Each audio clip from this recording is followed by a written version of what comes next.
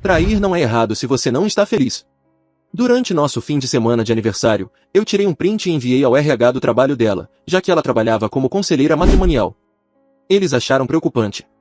Ela foi dispensada por conflitos éticos. Então eu também a dispensei. Hoje continua desempregada e solteira. Olá, Reddit. Estou usando uma conta alternativa porque toda essa situação ainda é muito recente. E eu não preciso que esse drama me persiga até minha conta principal, onde costumo postar apenas sobre coisas normais como videogames e resenhas de cerveja artesanal. Eu, homem de 31 anos, até pouco tempo estava com Mônica, mulher de 29 anos, por cerca de 3 anos e meio. Nos conhecemos no aniversário de um amigo em comum, em um bar moderno na cobertura de um prédio no centro. Ela trabalhava como conselheira matrimonial júnior em uma clínica de terapia familiar.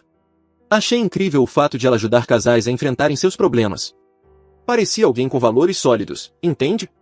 Alguém que acreditava no compromisso e em resolver dificuldades, em vez de simplesmente abandonar quando as coisas ficavam difíceis. Eu trabalho tinha uma empresa de médio porte. Nada glamouroso, mas bem remunerado. E eu realmente gosto de resolver problemas e consertar coisas. Mônica sempre dizia que admirava o quanto eu era metódico e lógico. Como eu conseguia destrinchar questões complexas e encontrar soluções. Ela dizia que isso a fazia se sentir segura, como se eu fosse alguém que permaneceria para resolver as situações em vez de correr ao primeiro sinal de problema. O primeiro ano foi, de fato, ótimo. Mônica era doce, atenciosa e parecia genuinamente interessada em construir algo real conosco. Ela me enviava artigos aleatórios sobre relacionamentos que achava que eu acharia interessantes, cozinhava jantares para nós nos fins de semana e sempre queria ouvir sobre meu dia. Criamos a rotina de caminhar após o jantar, conversando sobre qualquer coisa que estivesse em nossas mentes. Ela era fácil de conviver, não criava drama, e meus amigos todos gostavam dela. Depois de cerca de 14 meses, nos mudamos juntos. Meu contrato de aluguel havia acabado e o apartamento dela era maior, então fazia sentido financeiramente. Além disso, as coisas iam bem, parecia um próximo passo natural. Mônica tinha um apartamento de 2 quartos em um bairro razoável que dividia com sua colega de quarto, Sara, mas Sara estava prestes a se mudar com o namorado, então o timing foi perfeito. Morar juntos revelou algumas manias, mas nada significativo. Mônica era um pouco mais desorganizada do que eu, deixava pratos na pia mais tempo do que eu preferia, mas compensava de outras formas.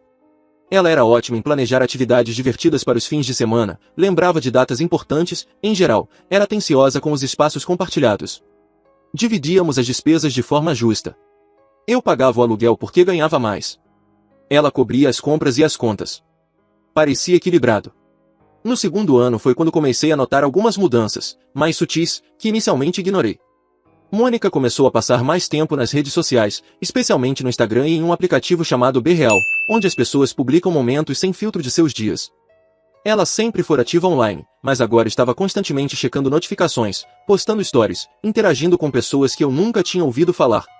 Quando eu perguntava sobre seu dia, ela mencionava esses novos amigos do trabalho ou de comunidades online das quais havia entrado, nomes que eu não reconhecia, pessoas que nunca me apresentou ou sugeriu que saíssemos juntos como casal. Não eram necessariamente bandeiras vermelhas, mas parecia que ela estava construindo todo um círculo social completamente separado do nosso relacionamento.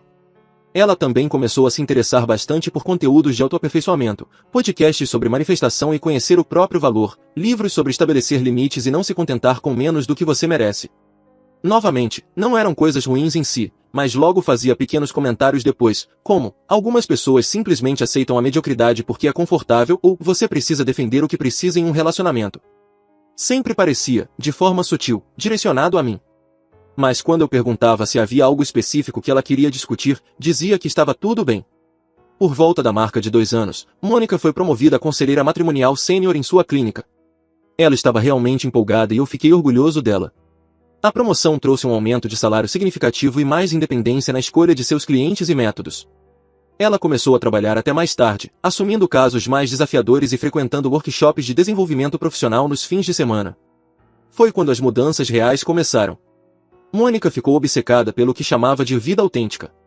Voltava desses workshops falando sobre como a maioria das pessoas vive de maneira inautêntica, permanecendo em situações que não lhe servem mais por medo da mudança. Começou a questionar tudo, nossas rotinas, nossos planos, até coisas pequenas como de onde pedíamos delivery ou quais programas assistíamos juntos. Somos tão previsíveis, dizia. Mas não como se fosse algo confortável, e sim como se fosse um problema que precisava ser resolvido. Quando foi a última vez que fizemos algo espontâneo?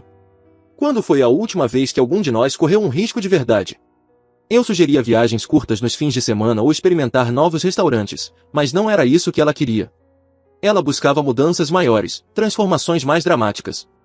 Ela começou a falar sobre como as pessoas precisam evoluir constantemente, sobre como se acomodar no conforto era o inimigo do crescimento. Nossa vida sexual também mudou. Mônica sempre foi direta sobre o que queria, mas agora parecia distraída, como se apenas cumprisse um papel. Logo depois, pegava o celular, rolava o Instagram ou mandava mensagens. Quando eu tentava abraçar ou conversar, vinha com desculpas sobre preparar coisas para o trabalho ou responder clientes. Também passou a ser estranhamente secreta com o telefone. Antes, deixava largado pela casa, até me pedia para checar mensagens se estivesse dirigindo. Agora, levava até ao banheiro, virava a tela quando assistíamos TV juntos, ficava irritada se eu olhasse as notificações de relance. A pior parte foi como começou a falar de seus clientes. Obviamente não podia compartilhar detalhes por causa da confidencialidade, mas fazia observações gerais que pareciam indiretas. Tantas pessoas ficam em relacionamentos apenas pelo conforto, mesmo quando já superaram o parceiro, dizia durante o jantar. Ou, vejo casais o tempo todo em que um evoluiu e o outro continua preso nos mesmos padrões. Quando eu perguntava se estava falando de nós, ela ria. Nem tudo é sobre você, Jake. Só estou compartilhando percepções do trabalho. Mas o tom e o momento deixavam claro que era, sim. Eu tentei abordar isso diretamente algumas vezes. Perguntei se ela estava feliz, se precisava de algo de mim, se deveríamos conversar sobre para onde nosso relacionamento estava indo. Ela sempre desviava, dizia que estava apenas processando muitas ideias novas do trabalho e de sua jornada de crescimento pessoal, que eu estava exagerando. Nem toda conversa precisa ser uma análise de relacionamento, dizia. Às vezes só quero compartilhar pensamentos sem que você transforme em algo maior. Então eu recuei, imaginei que talvez ela tivesse razão e que eu estava sendo sensível demais. Talvez a promoção a estivesse estressando e ela precisasse de espaço para se ajustar. Talvez eu estivesse interpretando demais comentários casuais. Mas os comentários continuaram, sobre pessoas que se acomodam, sobre relacionamentos que parecem bons no papel mas não têm paixão, sobre como alguns estão mais dispostos a correr riscos do que outros. Sempre ditos como observações gerais, mas no contexto, o alvo era óbvio. Enquanto isso, Mônica passava mais tempo em eventos do trabalho, encontros de networking e reuniões profissionais. Voltava animada de uma forma que eu não via há meses. Falava sobre todas essas conversas fascinantes que tinha com colegas que eu nunca conheci. Quando sugeri conhecer algumas dessas pessoas com quem ela passava tanto tempo, dizia que relações de trabalho eram complicadas e que era melhor manter separado. Então vieram as postagens dela nas redes sociais. Mônica sempre compartilhava frases motivacionais de vez em quando, mas agora seu Instagram estava cheio dessas mensagens afiadas sobre amor próprio e não aceitar menos do que você merece. Coisas como: sua zona de conforto é um lugar bonito, mas nada cresce ali.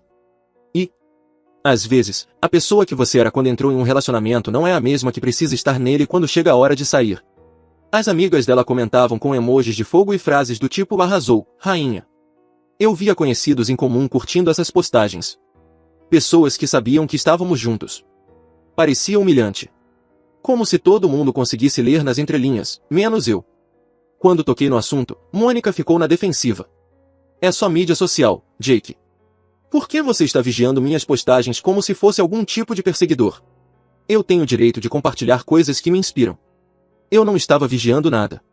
Mas quando a sua namorada posta diariamente sobre superar relacionamentos e não se contentar com pouco, é impossível não notar. Especialmente quando ela nunca conversava diretamente comigo sobre estar infeliz. A gota d'água antes do nosso fim de semana de aniversário foi um jantar que tivemos com meu colega de faculdade, Tom, e a esposa dele, Lisa. Eles estavam na cidade e queriam se reencontrar. Durante o jantar, Mônica estava claramente entediada, sempre mexendo no celular, quase não interagia com a conversa. Tom e Lisa perceberam. Eu conseguia notar pelos olhares trocados entre eles.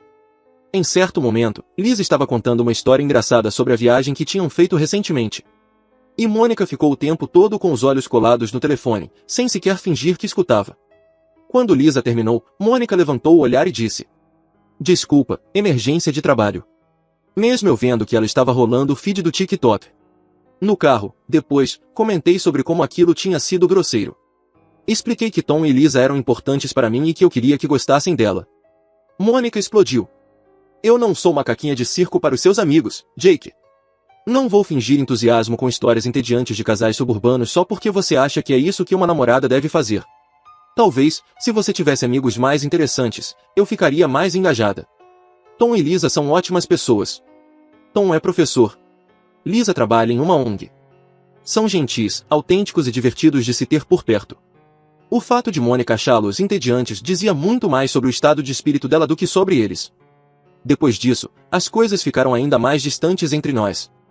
Mônica chegava em casa, jantava mexendo no celular e depois desaparecia no quarto para descomprimir. Quase não conversávamos além de coisas práticas, de quem era a vez de comprar mantimentos, quando o aluguel vencia, se precisávamos ligar para o síndico por causa da pia do banheiro. Eu comecei a me perguntar se não estava apenas segurando algo que já tinha acabado.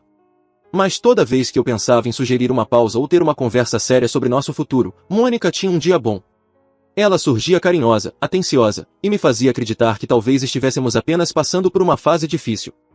Então chegou a época do nosso aniversário de 3 anos. Achei que poderia ser uma boa oportunidade para reconectar. Ter conversas francas sobre onde estávamos e o que queríamos dali em diante. Reservei um fim de semana numa pousada, a cerca de 2 horas da cidade, que Mônica já tinha mencionado querer visitar. Nada caro demais, mas suficientemente especial. Mônica pareceu satisfeita quando contei sobre a reserva. Isso foi bem atencioso, amor.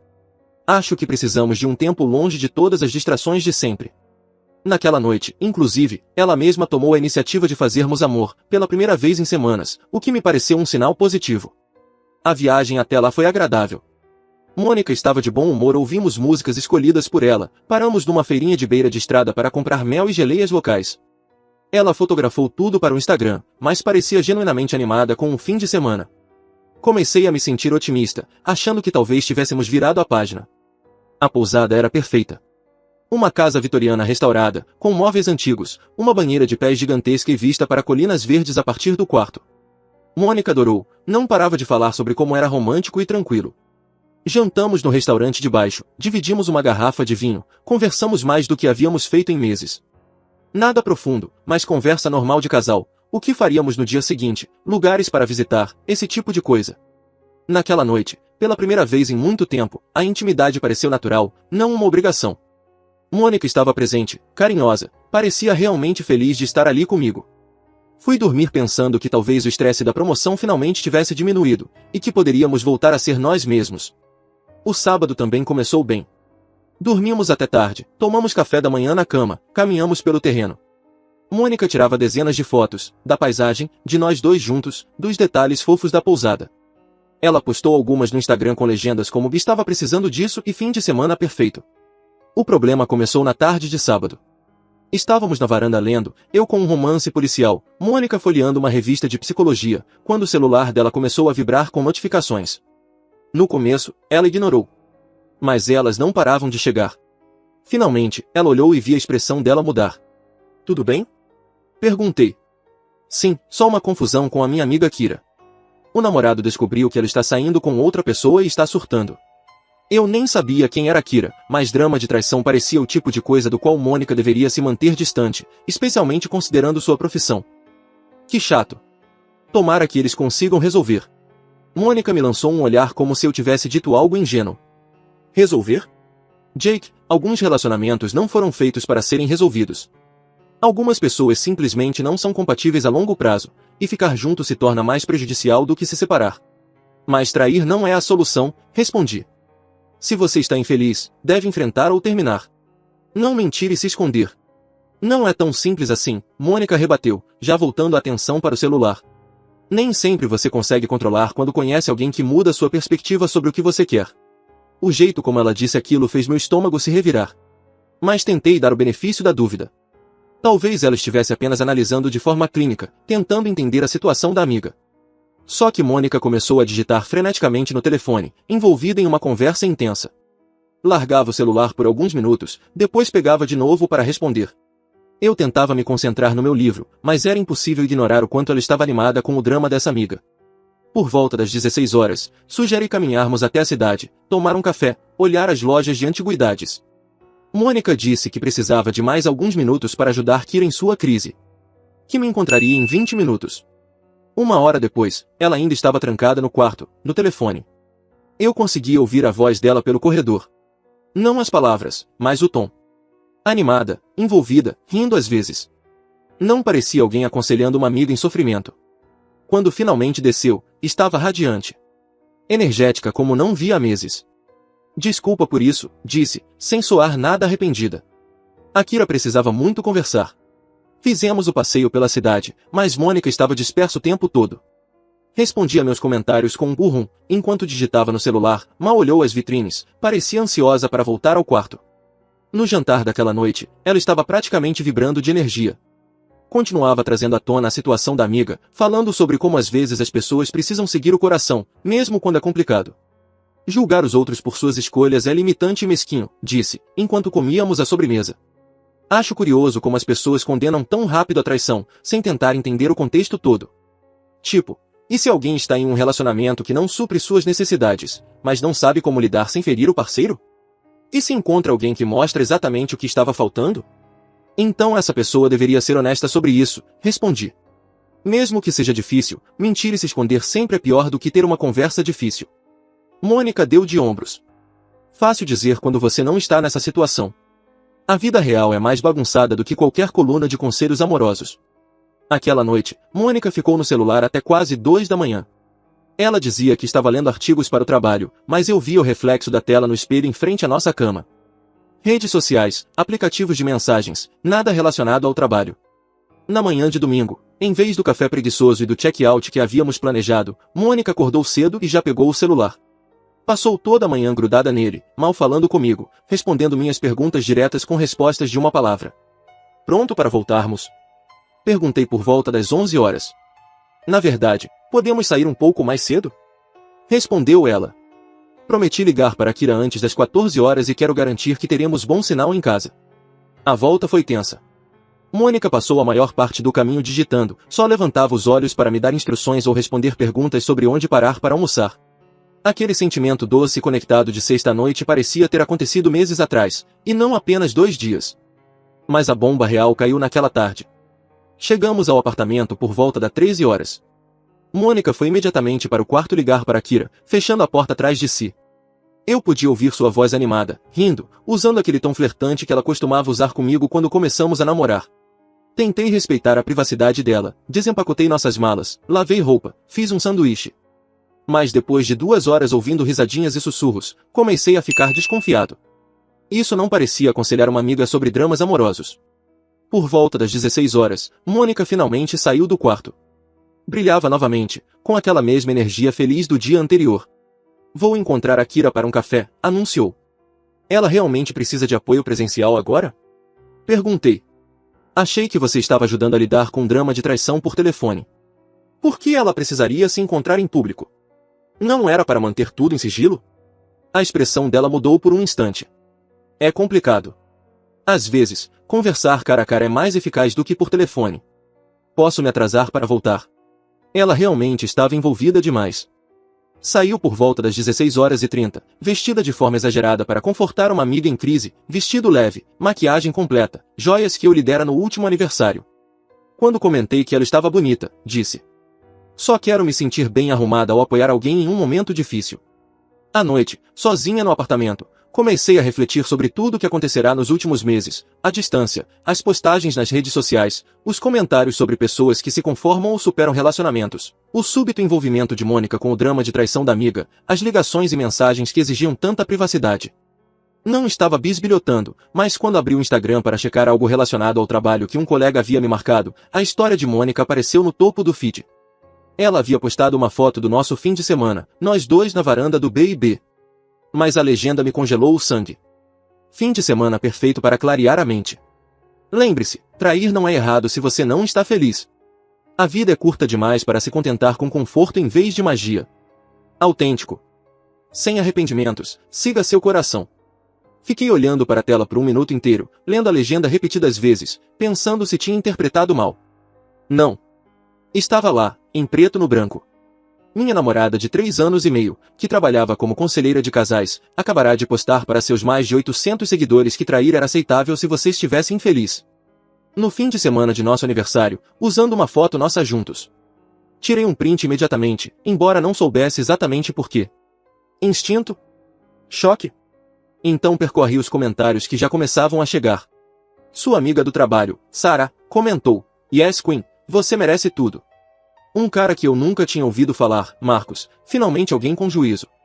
Honestidade é superestimada.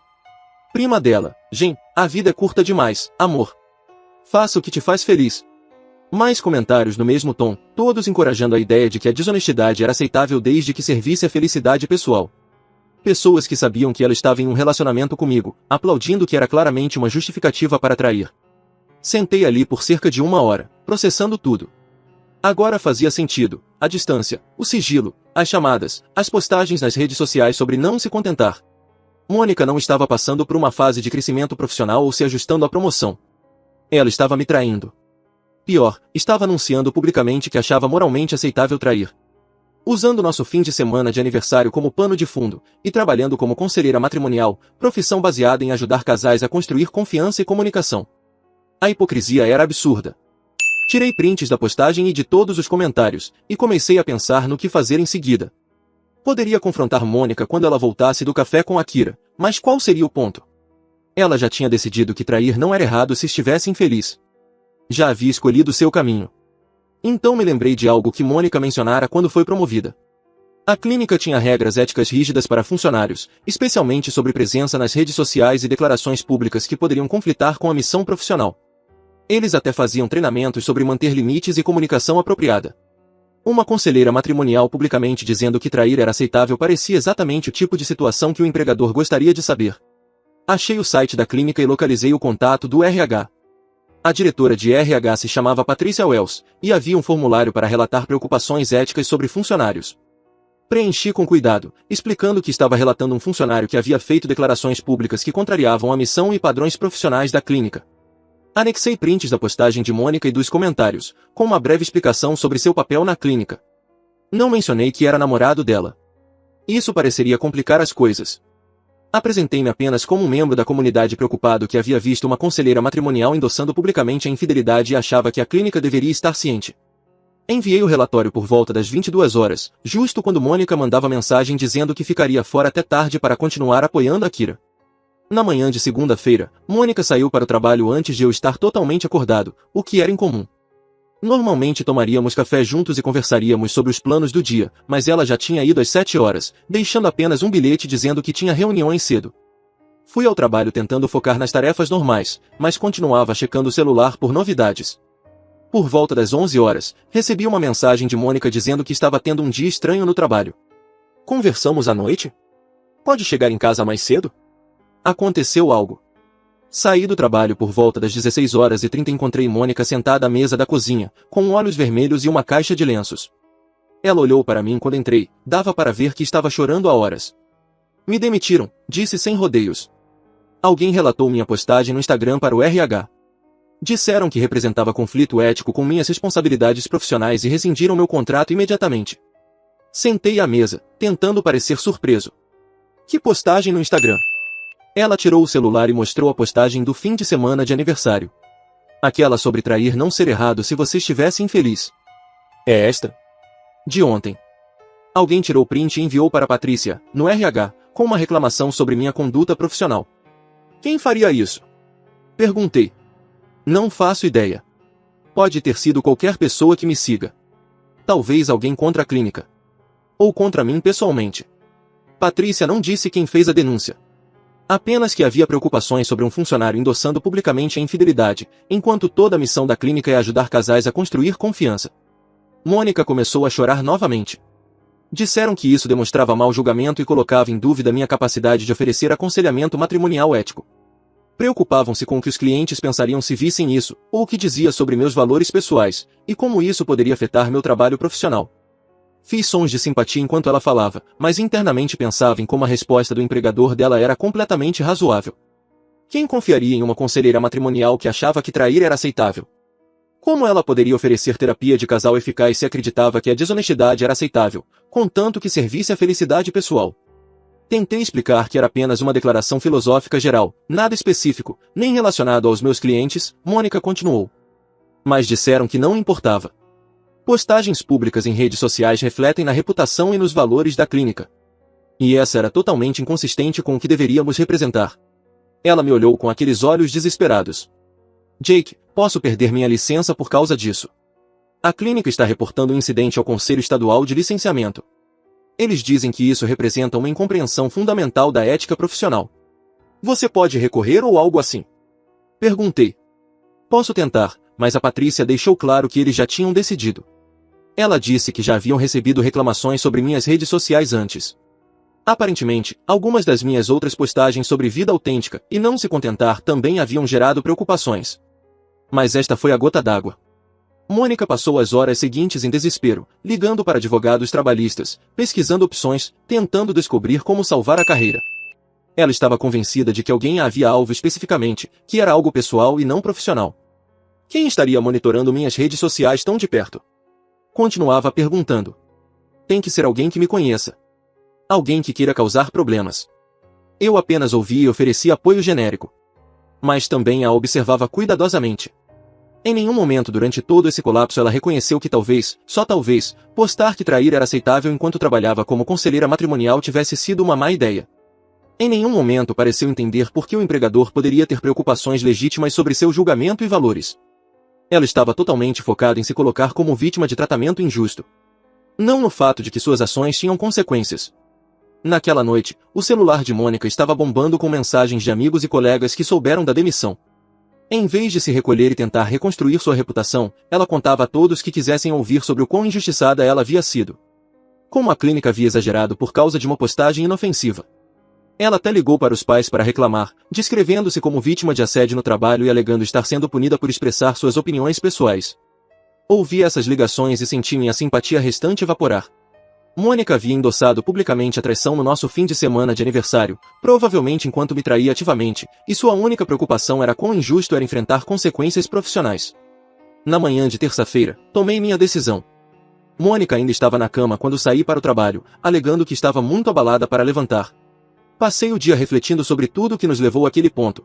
Os meses de distância e desonestidade, as postagens nas redes sobre superar relacionamentos, o comportamento secreto e, finalmente, a declaração pública de que trair era aceitável. Percebi que eu estava tentando salvar um relacionamento que Mônica já havia terminado em sua mente. Ela apenas fora covarde demais para me dizer diretamente. Quando cheguei em casa na terça-noite, Mônica estava no sofá, de pijama, cercada de lenços e documentos legais que havia impresso sobre demissão injusta. Ela olhou para mim esperançosa. Encontrei um advogado que acha que eu posso ter um caso, disse. Ele diz que demitir alguém por postagens pessoais nas redes sociais poderia ser considerado abuso, especialmente porque eu não mencionei a clínica ou meu trabalho especificamente. Sentei na cadeira à sua frente, em vez de me juntar a ela no sofá como normalmente faria. Mônica, precisamos falar sobre outra coisa. O rosto dela caiu. Pode esperar? Estou realmente lidando com essa situação no trabalho e preciso do seu apoio agora. Quem é Kira? Perguntei. O rosto dela ficou pálido. Como assim? Uma amiga que estava lidando com um drama de traição neste fim de semana. Aquela com quem você passou horas no telefone. A que você foi tomar café domingo à noite. Quem é ela? A boca de Mônica se abriu e fechou algumas vezes antes de conseguir responder. Ela é apenas uma amiga. Eu te disse isso. Mas não acho que ela exista, disse calmamente. Acho que Kira é código para quem você estava me traindo. Acho que aquela postagem no Instagram não era comentário filosófico. Era você justificando o seu próprio comportamento. Isso é insano, disse Mônica, mas sua voz tremia. Por que você pensaria isso? Peguei meu celular e mostrei a captura de tela da postagem dela. Por que no nosso fim de semana de aniversário você postou que trair não é errado se não estiver feliz? Você usou uma foto nossa enquanto anunciava para o mundo que a infidelidade era aceitável. Ou você estava me mandando uma mensagem, ou falando de si mesma. Mônica começou a chorar novamente, mas essas lágrimas pareciam diferentes. Assustadas, em vez de tristes. Não era sobre nós, insistiu. Era só uma declaração geral sobre relacionamentos. Você está paranoico. Estou? Perguntei. Por que você estava distante por meses, secreta com seu celular, fazendo comentários sobre pessoas que se conformam e superam seus parceiros? Você postava constantemente sobre vida autêntica e não aceitar menos do que merece. E agora está defendendo traição, alegando ser apenas filosófico. Levantei-me e olhei para ela. Não preciso que você confirme, Mônica. Eu já sei. A única pergunta é se você vai ser honesta sobre isso ou continuar mentindo.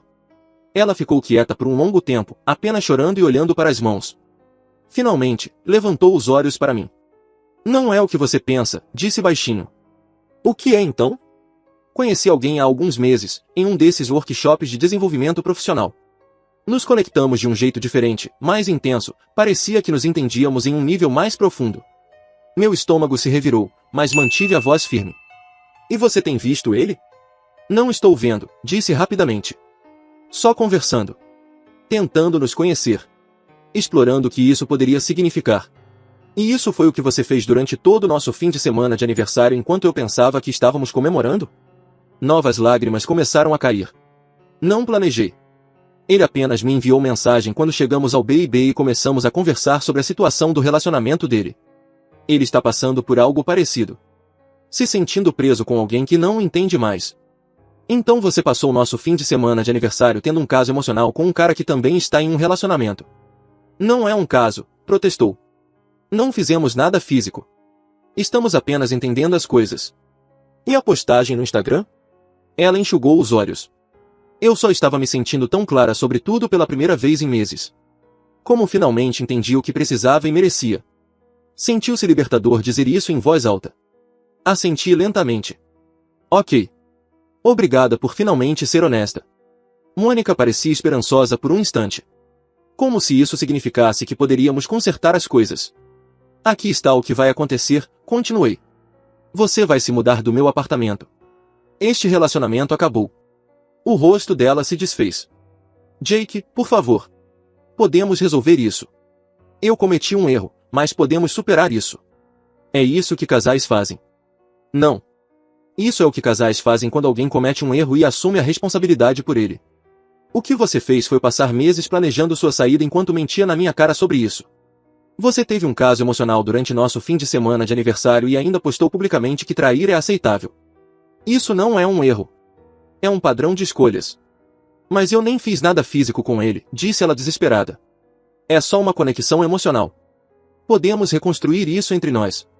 Eu não quero reconstruir, respondi. Eu quero estar com alguém que não precisaria reconstruir a confiança porque jamais a quebraria. Alguém que acredita que a honestidade importa mais do que conveniência pessoal. Mônica implorou e suplicou pelas 2 horas seguintes. Alternando entre negação, negociação, raiva e voltando a implorar. Ela prometeu cortar contato com o outro cara, deletar suas redes sociais, ir à terapia, qualquer coisa para salvar nosso relacionamento. Mas eu tinha terminado. A mulher por quem eu me apaixonara, que eu achava que compartilhava meus valores sobre compromisso e comunicação, havia se mostrado alguém capaz de justificar traição como crescimento pessoal e mentir sobre isso por meses enquanto planejava sua fuga. Disse a ela que tinha uma semana para encontrar outro lugar para morar. Os dias seguintes foram um inferno. Mônica alternava entre desculpas chorosas e acusações raivosas. Um minuto chorava dizendo quanto se arrependia e o quanto me amava. No seguinte, gritava sobre como eu era controlador e inflexível. Como eu não apreciava suas necessidades emocionais ou seu crescimento pessoal. Ela também começou a me culpar pela perda do emprego. Alegando que, se eu não tivesse sido tão ciumento e paranoico sobre suas postagens, ela nunca teria sentido necessidade de se expressar publicamente. Segundo ela, minha falta de apoio emocional a levou a buscar conexão em outro lugar. E meu comportamento possessivo havia causado seu fracasso profissional. Não respondi a nada disso.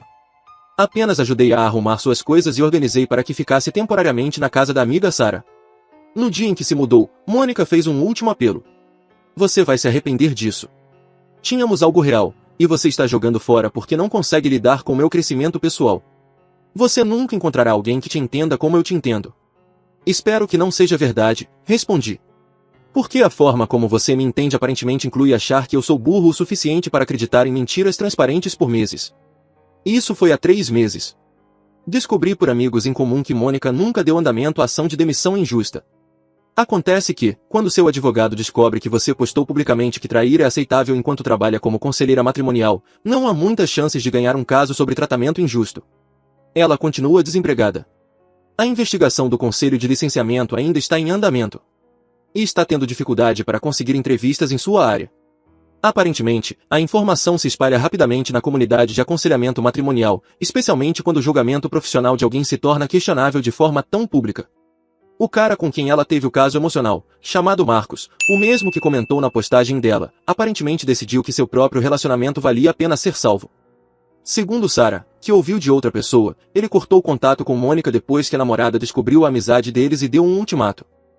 Portanto, Mônica está solteira, desempregada e lidando com uma possível questão de licenciamento que pode encerrar sua carreira permanentemente. Ela voltou a morar temporariamente com os pais, o que, tenho certeza, está indo muito bem para alguém que pregava vida autêntica e crescimento pessoal. Ela tentou entrar em contato algumas vezes, principalmente por amigos em comum ou contas de redes sociais que ainda não bloqueei. As mensagens seguem um padrão previsível, ou raivosas sobre como eu destruí sua vida ao denunciá-la ao RH. Ela descobriu que fui eu ao pensar quem teria acesso às postagens e motivação para causar problemas, ou tristes, sobre como sente minha falta e quer consertar as coisas. Não respondo a nenhuma delas. Qual seria o sentido? Na semana passada, encontrei com ela no supermercado. Ela parecia horrível, como se não estivesse dormindo ou cuidando de si mesma. Tentou iniciar uma conversa, perguntando como eu estava, mencionando que estava tentando reconstruir a carreira. Fui educado, mas breve. Espero que tudo dê certo para você, Mônica. Se cuida. Enquanto me afastava, ouvia me chamar. Eu nunca quis que as coisas terminassem assim. Eu realmente te amava. Talvez isso até fosse verdade. Mas amor sem honestidade, compromisso ou respeito não é amor de verdade. É apenas companhia conveniente até que algo melhor apareça. Fui traído de uma forma que jamais imaginei. Durante meses, minha parceira planejou me deixar enquanto mentia na minha cara.